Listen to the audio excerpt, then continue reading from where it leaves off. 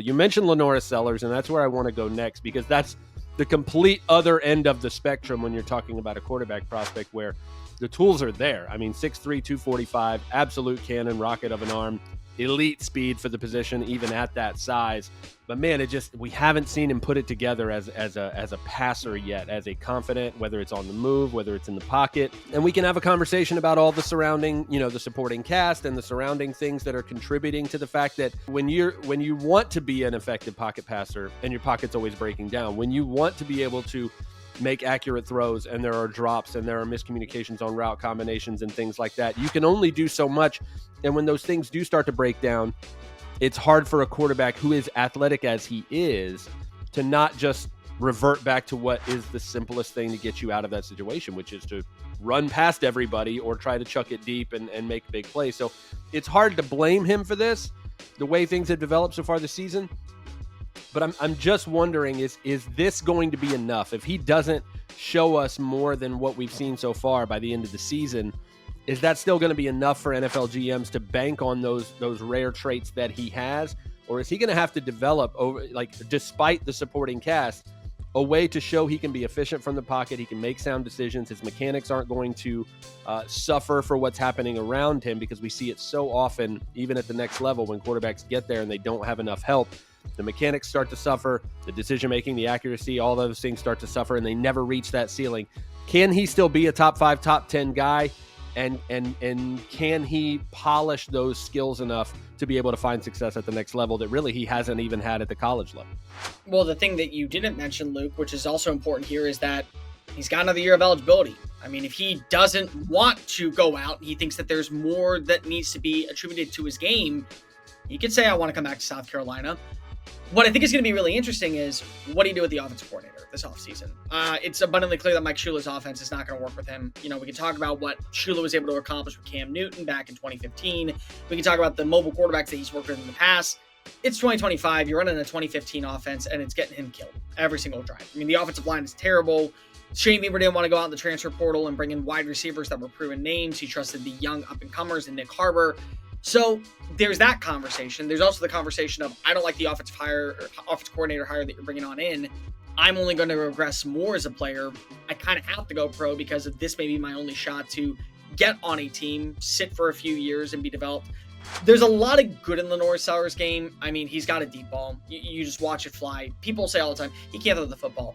No, he can't throw the football with pinpoint accuracy, but he can let it unload down the field for 50-plus yards. And that's something that, it's going to be little things like delivery standpoint, where's your arm with the release mechanisms, little things like that. Go watch Josh Allen's Wyoming tape, by the way. It's bad. It's so horrible. It's like, what's so funny about Josh Allen is he was a top 7 pick, and the GM and the entire scouting department said, we have to basically tell him when he gets here, you don't know how to play quarterback. We're going to dumb this down for you, and you're going to learn how to play this position.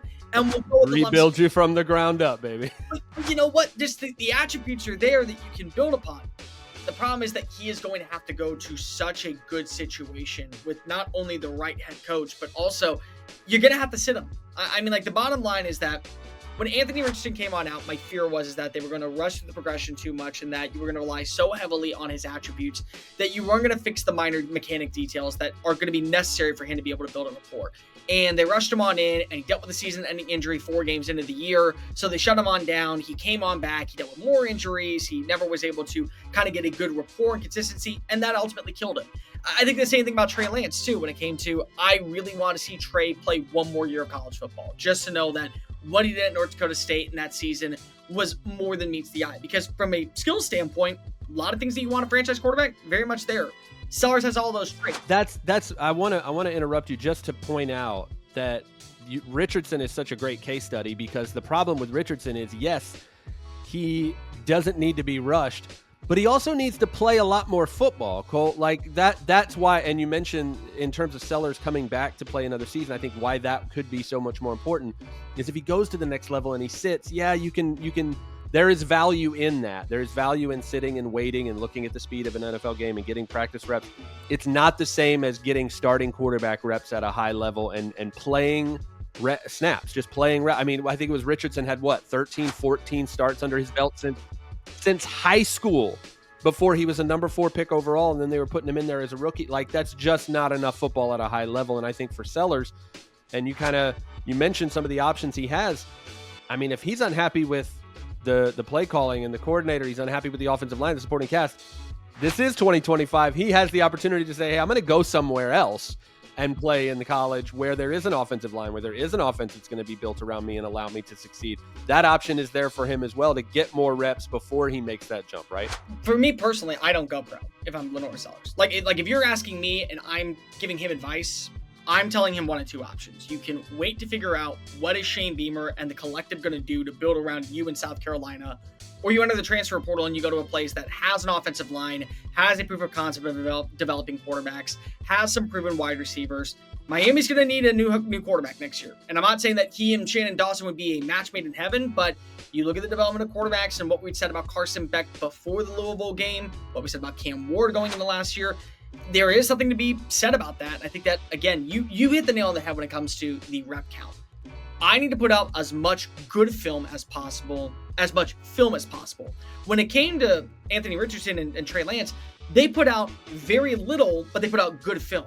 They need to put out more film to kind of know what really was their ceiling and floor as a quarterback. And then, again, when you put them out in the NFL, 14 career starts, dealt with injuries, constant setbacks. I mean, the writing was on the wall that if he's not getting playing time, there's a reason why he's regressing as a player, because if you need those valuable reps to be able to get out there. And I think for Sellers, I want to believe that the attributes will eventually transition to the NFL.